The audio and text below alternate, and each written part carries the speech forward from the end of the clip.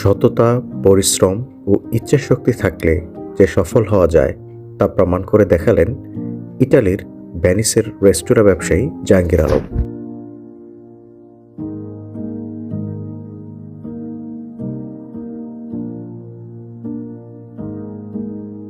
পৈতৃক বাড়ি মুন্সিগঞ্জ হলেও জন্ম ও বেড়ে ওঠা ঢাকার সায়দাবাদ।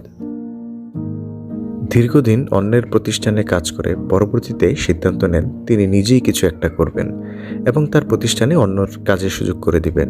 সেই চিন্তার চেষ্টা থেকেই গড়ে তোলেন ইটালির ভেনিসে জার্দিনো এলাকায় ওস্টারিয়া আল ওব্রামা নামে রেস্তোরাঁ ব্যবসা।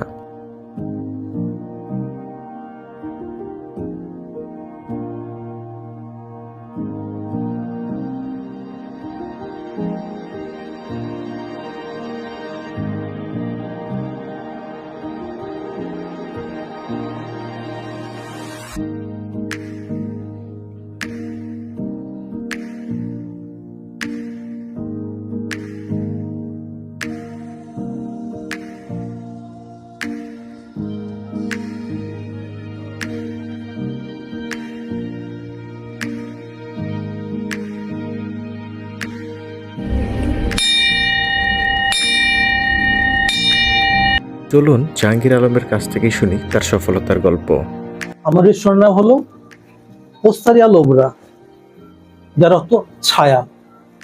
হলো আমরা মাছের জন্য বিখ্যাত। আমাদের আইটেম হলো টিপিক্যাল ভেনিসিয়ান খাবার এবং আমাদের প্রধান কাস্টমার লোকাল কাস্টমার।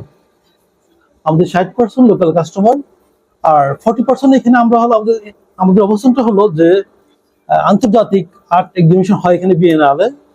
আমরা তো মাঝখানে আছি। পৃথিবীতে বিখ্যাত আর্টিস্ট আছে, তারা আমার এখানে খাওয়া দাওয়া করার জন্য আসে এবং এই শহরে যারা এলিট পার্সন আছে, কারণ আমরা মাছের জন্য বিখ্যাত, সবাই আমার এখানে আসে মাছ আমাদের স্পেশালি ট্রাই করার জন্য। বিশেষ করে মাছের আইটেমগুলো, বিভিন্ন আইটেম মাছ।